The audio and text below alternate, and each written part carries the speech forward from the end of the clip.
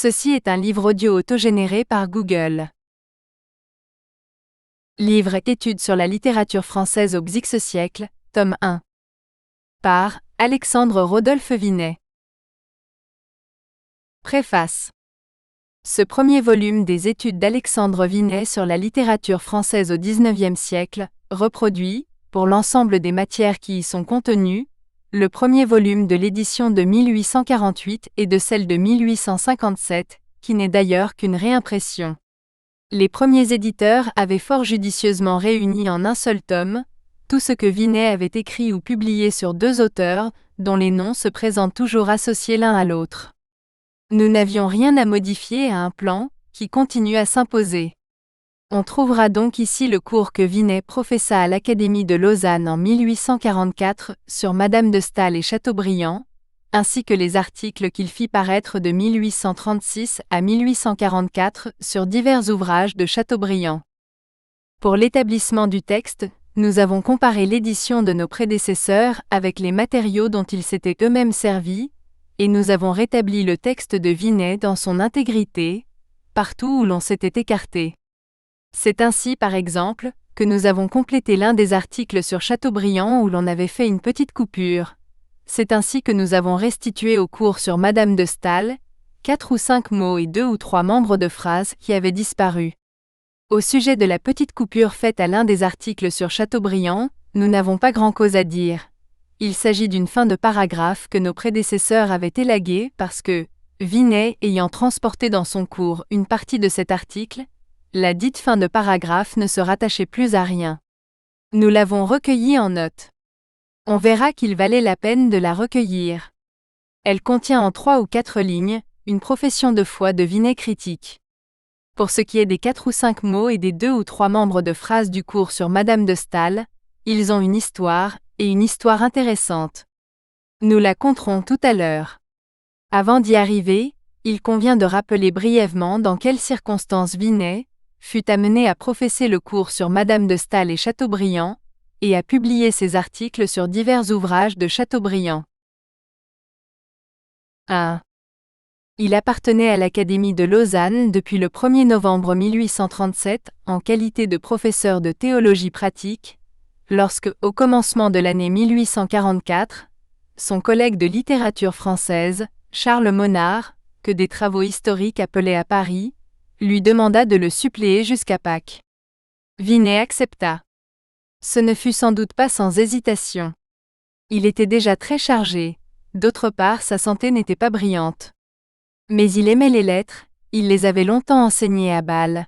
Peut-être aussi n'était-il pas fâché d'entrer en relation plus directe avec les étudiants de la faculté des lettres et sciences, jusqu'alors étrangers à ses cours. Enfin, il trouverait sans doute dans ses leçons la matière de quelques articles pour le Semeur, dont il était le collaborateur depuis longtemps. Il accepta. Il écrivait à M. Henri Lutrotte, le 13 janvier. « Mon ami Monard part ce soir pour Paris, vous le verrez sans doute et je m'en réjouis. Je vous ai dit peut-être que je me suis chargé d'une partie de sa tâche académique. J'ai commencé avec un grand effroi et un grand plaisir, mais au milieu de vives souffrances qui ont cette fois une persévérance inquiétante. Je m'occuperai longuement de Madame de Staël et de Monsieur de Chateaubriand. Le texte résumé de mes leçons doit être autographié, je vous l'enverrai si je trouve qu'il en vaille la peine. » Nous avons dans l'agenda de 1844 quelques indications qui se rapportent au cours de littérature et qui méritent d'être consignées ici. Tout d'abord l'horaire du professeur.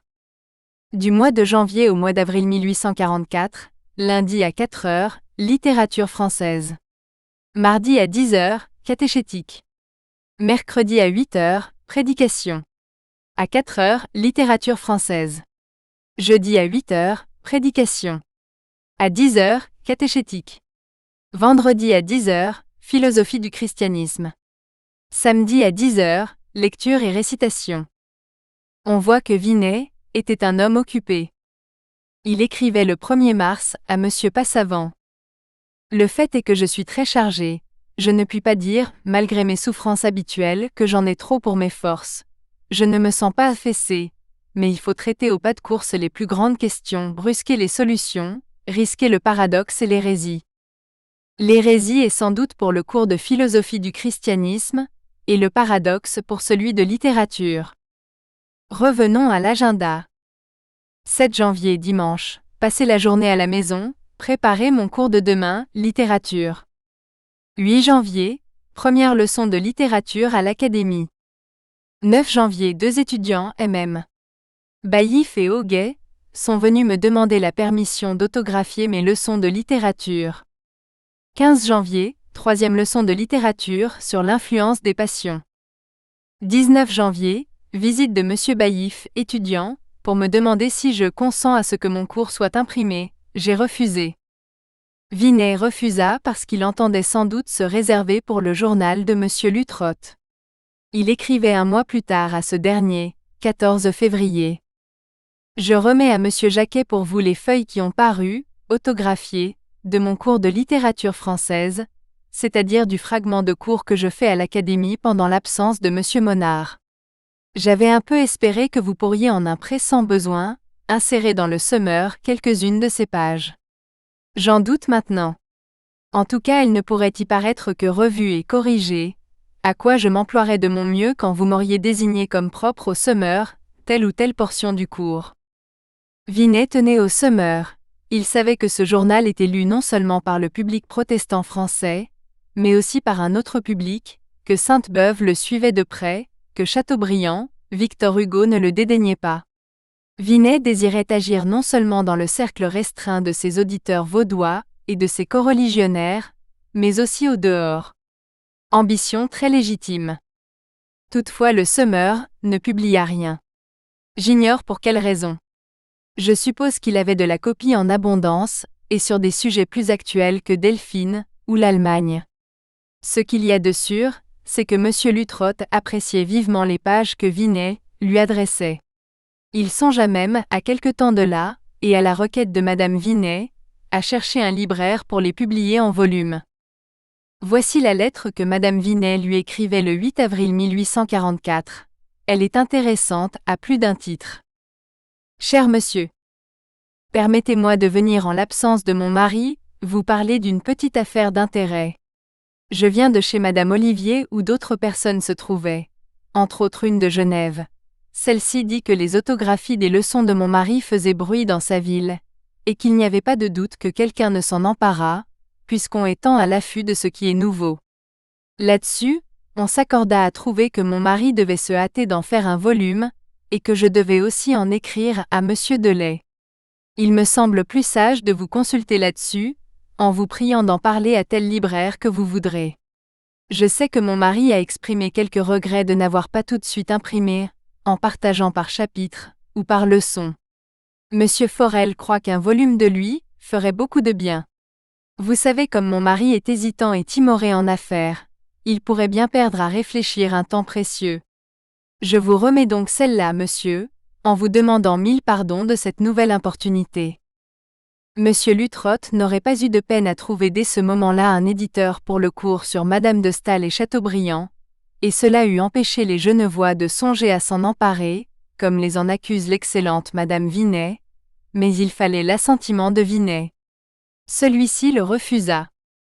Je n'ai pu m'empêcher, écrivait-il à Monsieur Lutrotte le 18 avril, de gronder un peu ma femme de vous avoir importuné. Il a toujours été, il est encore bien loin de ma pensée de transformer en livre les leçons que j'ai faites cet hiver. Je ne les crois pas dignes de l'honneur qu'on veut leur faire, et je suis persuadé que la trop favorable attente de mes amis serait amèrement trompée. Il faut pouvoir imprimer à force de talent ou de savoir le sceau de la nouveauté sur un sujet si familier à tout le monde, et je ne crois pas y avoir réussi, je n'y ai pas même aspiré. D'ailleurs, ces leçons ne forment pas un tout. Il faudrait y joindre celles que je prépare sur la littérature de la Restauration, attendons jusque-là du moins. Si l'on persiste alors à me conseiller d'imprimer, je me croirais obligé d'y penser plus sérieusement. Jusque-là, très cher, trop bons amis, pardonnez-moi de croire que votre amitié vous aveugle. Et Vinet revenait à son idée du Summer. Il me semble d'ailleurs que l'insertion de quelques morceaux dans le Summer sera une manière de sonder le terrain. On verra si les fragments font plaisir, et jusqu'à quel point. N'êtes-vous pas de mon avis ? Monsieur Luttrot ne se mit point en quête de l'éditeur que souhaitait Madame Vinet. D'autre part, on chercherait vainement dans le Semeur les fragments que Vinet eût été heureux d'y insérer. Une lettre de Vinet à Luttrot du 10 juillet 1844 nous permet de croire que le directeur du Semeur lui avait fait entendre que ce cours ne serait pas à sa place dans le journal. Quant à mon cours de littérature, j'ai eu tort d'en parler, laissons tomber cela. Toute autre raison à part, je répugnerais à publier du vivant de Monsieur de Chateaubriand un livre où il est maltraité. Au surplus, la vie de Rancé venait de paraître. Vinet allait pouvoir parler de Chateaubriand à propos d'une actualité, comme on dit aujourd'hui, et non à propos des martyrs, de l'itinéraire, ou d'Atala, vieux de près d'un demi-siècle. Je reçois à l'instant l'avis de Rancé, je pense qu'il convient de s'en occuper tout de suite. Vienne un bon moment, ce ne sera pas une grande affaire. J'attendais sous ce titre autre chose que cela, mieux dans un certain sens, j'avais dans mon cours pronostiqué, désiré du moins un René Chrétien. Mais enfin c'est toujours du Chateaubriand, cela se dévore. Vinet envoya à Monsieur Luttrot 2 articles sur Rancé, nous en reparlerons. Il est temps de revenir au cours. Agenda. 28 janvier dimanche, préparer ma leçon de demain. 30 janvier, étudier l'Allemagne de Madame de Staël. 31 janvier, commencement d'une fièvre catarrhale. Je suis sorti du lit bien souffrant pour donner ma leçon de littérature, très mal. En revenant, je me suis remis au lit. Sa santé, dit à ce propos Eugène Rambert, pouvait l'empêcher de faire son cours, mais non de le bien faire.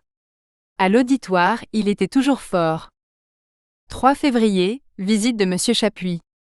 Il me fait part de la demande adressée à l'Académie, de transporter mes leçons dans un autre local. Il est probable que cette demande était motivée par l'affluence du public. On désirait une salle plus grande. Le cours, en effet, était très suivi.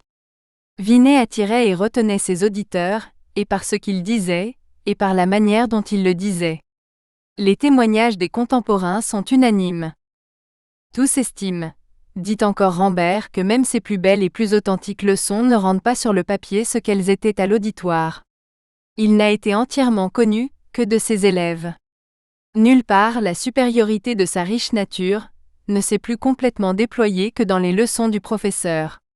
Là, pourvu de quelques notes tracées sur une carte, le maître commençait par une exposition du sujet de la leçon.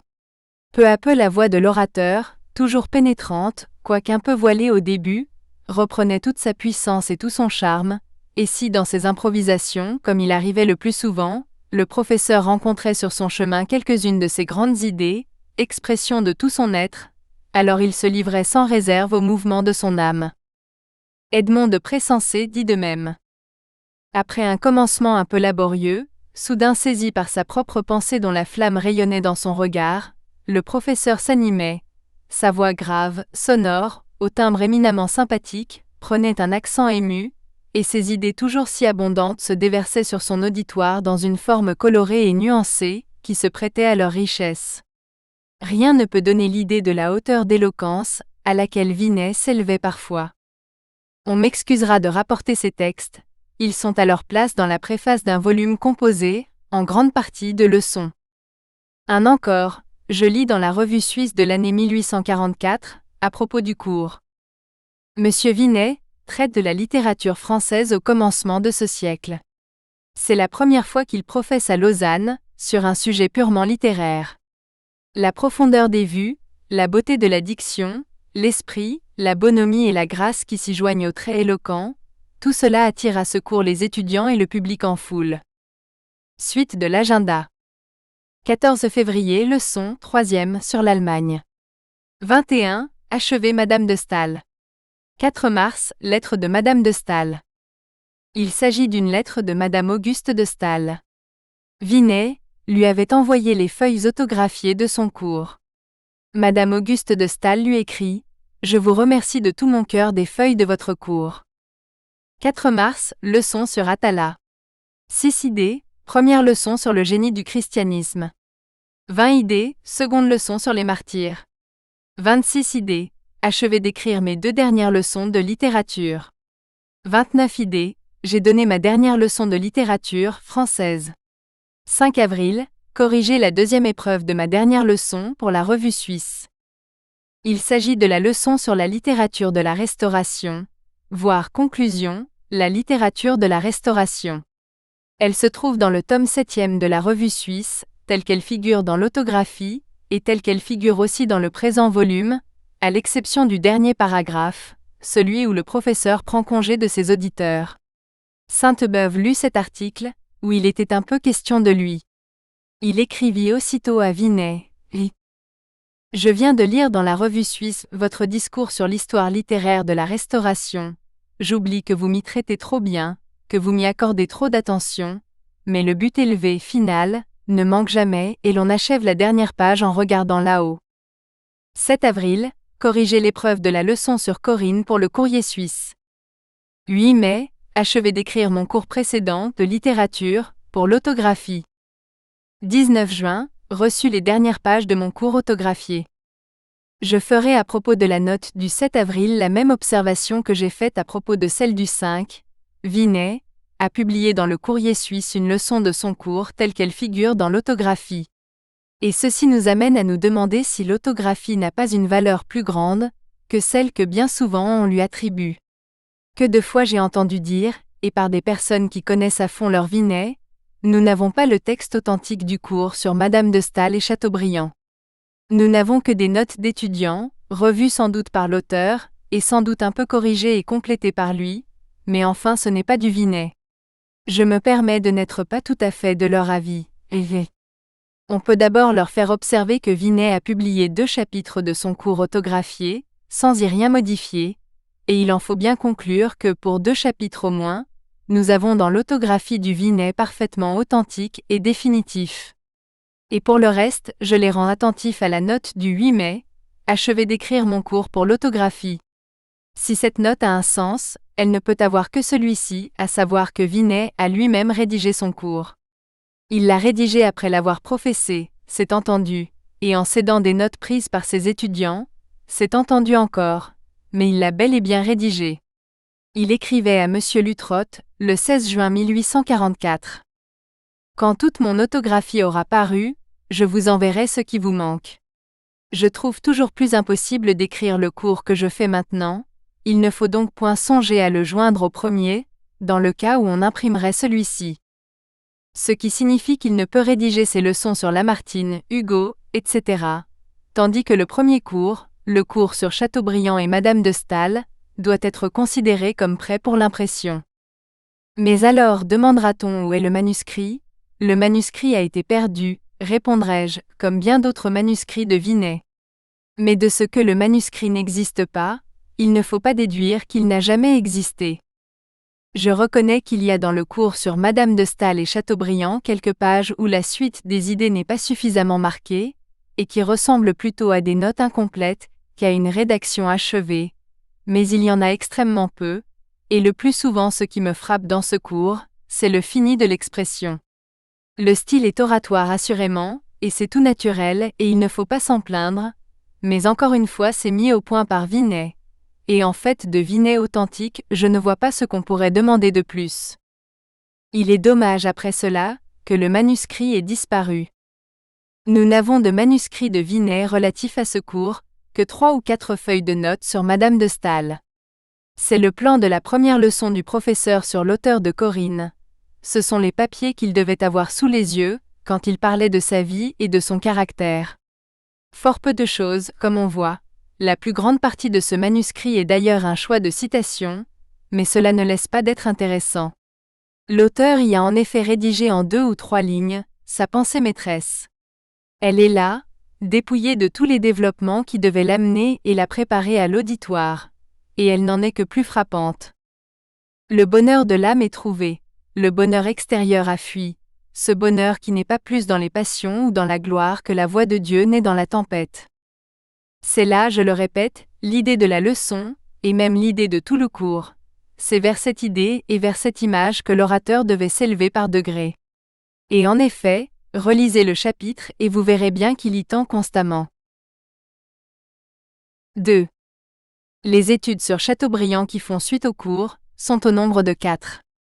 3 sont antérieures au cours, La dernière, Vie de Rancé, date de l'année même du cours. Elles ont paru toutes les 4 dans le Summer. Le Summer avait été créé à Paris en 1831. Il se proposait d'aborder dans un esprit chrétien les sujets d'études les plus divers, philosophiques, politiques, littéraires. L'apparition du Summer avait réjoui Vinet. Voilà, écrivait-il à M. Scholl, ce qui nous manquait. C'est une simple et belle idée que celle de montrer comment le christianisme envisage, traite et exploite les différentes sphères d'activité de la pensée humaine. Cela nous sort des généralités. Cela donne à la religion droit de citer dans les sciences et dans les arts. On verra qu'on peut être chrétien et homme tout ensemble. Les fondateurs du journal ne pouvaient manquer de faire appel à la collaboration de Vinet. Vinet ne pouvait la refuser. Le Summer devint son organe. Peut-être aurons-nous l'occasion, dans la préface d'un autre volume, de donner quelques détails sur les débuts de Vinet au Summer. Quand les articles qu'on trouvera dans le présent volume y parurent, Vinet n'en était plus à ses débuts. Il appartenait depuis quelques années déjà à la rédaction du Summer. L'œuvre et la personne de Chateaubriand avaient toujours été pour lui un sujet de réflexion infini. Ce n'est pas trop dire que de dire qu'il n'en dormait pas. Agenda du 6 mai 1835. Nuit agitée. Rêve si suivi et si laborieux, que je me réveille la tête rompue. Je conversais avec Monsieur de Chateaubriand. Je lui dis entre autres. Le génie est sauf respect, semblable à la marmotte qui se nourrit de sa propre substance. Mais elle ne le fait qu'en hiver, et le génie en toute saison, etc. Il est beau de converser en rêve avec Monsieur de Chateaubriand, il vaut mieux toutefois converser autrement. Vinet conversa par lettres avec Monsieur de Chateaubriand. Ce fut Monsieur de Chateaubriand qui entama les hostilités. Il écrivit une première lettre à Vinet, au sujet de l'article sur la littérature anglaise. Il se plaignait, très gentiment, que Vinet l'eût accusé d'injustice à l'égard du protestantisme. Vous avez pu remarquer, lui disait-il, qu'à la fin de mon chapitre sur la Réformation, je rends un éclatant hommage aux protestants d'aujourd'hui. Il se plaignait également que Vinet lui eût reproché de chercher l'avenir dans des arrangements sociaux et non dans l'invisible. Oserais-je aussi vous faire observer que quant à l'avenir du monde, je n'ai entendu parler que de l'avenir de la société, je sais fort bien que l'homme chrétien n'a d'avenir que dans une autre vie. Vinet répondit pour réparer ses omissions, et pour désavouer tout ce qui aurait retenti dans le cœur de Chateaubriand comme un reproche injuste. Au surplus, il se réjouissait de voir l'espérance religieuse de Chateaubriand croître et verdir sur les débris des espérances humaines. Chateaubriand dut être touché par l'extrême modestie de son critique, et il dut sans doute aussi goûter l'expression poétique de Vinet. S'il ne s'agissait pas de Vinet, c'est-à-dire de l'homme le plus sincèrement modeste qu'il y ait eu, on pourrait trouver cette modestie excessive, et si l'on ne se rappelait que la lettre de Vinet est de 1836, époque où l'on était naturellement éloquent, on pourrait trouver ce style un peu figuré. Chateaubriand écrivit de nouveau à Vinet, en 1844, à propos des articles sur la vie de Rancé. On lit dans l'agenda de 1844. 27 mai, trouvez une lettre de M. Lutrotte, avec une incluse de M. de Chateaubriand. 5 juin, lettre de M. Lutrotte avec une incluse de M. Chateaubriand sur mon deuxième article, celui du 29 mai. 16 juin, répondu à M. de Chateaubriand. 26 juin, troisième lettre de M. de Chateaubriand en réponse à la mienne. Des 3 lettres de Chateaubriand dont il est ici question, 2 seulement nous sont parvenues. Voici la première, qui fut écrite aussitôt après la publication du second article sur Rancé.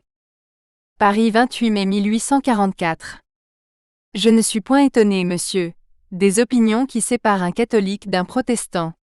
Je ne vous en dois pas moins des remerciements pour la politesse avec laquelle vous avez bien voulu parler de moi, dans vos beaux articles, insérés dans le Summer. Je ne suis rien qu'un vieillard qui s'en va rendre compte à Dieu de sa vie. Je ne compte plus, et je n'ai jamais mérité d'être compté. Agréez, monsieur, de nouveau, avec mes remerciements empressés, l'assurance de ma considération très distinguée. Chateaubriand. Voici maintenant la seconde, celle que Vinet appelle la troisième, mais qui est pour nous la seconde, puisque la véritable seconde a disparu. Cette lettre est une réponse. Vinet avait remercié Chateaubriand de ces 2 épîtres. Il avait joint à ses remerciements une profession de foi, qu'il est bon de rappeler. « Je suis protestant », lui avait-il dit, mais dans un sens si abstrait, si peu historique, que je ne me sens étranger dans aucune enceinte lorsque j'y trouve cette foi en la divine charité, et cette bonne volonté, cette candeur du repentir qui sont la consolation, la couronne et l'humble triomphe de notre existence foudroyée. Mais veuillez, monsieur, ne pas voir en moi le protestant seulement, c'est-à-dire peut-être l'adversaire, mais le chrétien, c'est-à-dire le frère. Ce mot seul peut exprimer tout ce qui se mêle d'affectueux, à notre admiration. À quoi Chateaubriand? Paris 24 juin 1844. Oui, monsieur, nous sommes frères. Voilà le grand mot chrétien. Il dit tout. Il va surtout à un homme qui, comme moi, touche à sa fin et qui ne demande aux hommes qu'un souvenir à travers Dieu, le Père commun de tous les hommes. Vous verrez, monsieur, ma simplicité dans l'étonnement où je me suis trouvé, lorsque j'ai vu que Rancé faisait tant de bruit, quand j'avais cru que cet ouvrage passerait inaperçu. Il contenait des erreurs qui vont disparaître dans la première, deuxième édition que l'on va en donner. Mais qui est-ce qui s'apercevra de mes corrections? Qui est-ce qui se soucie de la conscience historique? Il suffit qu'il se trouve un homme comme vous, pour me consoler d'un travail auquel on n'attachera aucun prix. Agréez, monsieur, je vous prie, mes remerciements les plus sincères et l'assurance d'une considération qui n'aura bientôt d'autre intérêt pour vous que l'intérêt qu'un souvenir prend dans la mort. Vous voyez, monsieur, où j'en suis, je puis à peine signer. Vinet ne répondit pas à cette dernière lettre, il n'avait pas à répondre. Il y aurait eu de sa part quelque indiscrétion à prolonger l'entretien. Toutefois, il donna dans le Semeur du 28 août 1844 un court article sur la 2e édition de la vie de Rancé, qui est bien une réponse, et celle, sans aucun doute, que Chateaubriand désirait. Vinet, dans ses 2 articles sur Rancé, avait été assez dur pour Chateaubriand. Il faut ajouter que ses sévérités étaient justifiées. Chateaubriand d'ailleurs, on vient de le voir, avait fait des corrections à son œuvre en vue d'une seconde édition. Il avait tenu compte des avertissements de Vinet. Et si l'on veut bien lire entre les lignes de la lettre que nous venons de citer, on verra qu'il souhaitait que Vinet rendît publiquement justice à ses efforts. Vinet comprit. Au surplus, Vinet de son côté ne désirait qu'une chose, c'est qu'un auteur qu'il avait dû maltraiter lui fournît l'occasion d'un jugement plus doux. Dès que parut la 2e édition de Rancé, il s'empressa de la comparer à la première, et cette comparaison faite, d'envoyer au Semeur un article que M. de Chateaubriand dut lire avec plaisir. Agenda.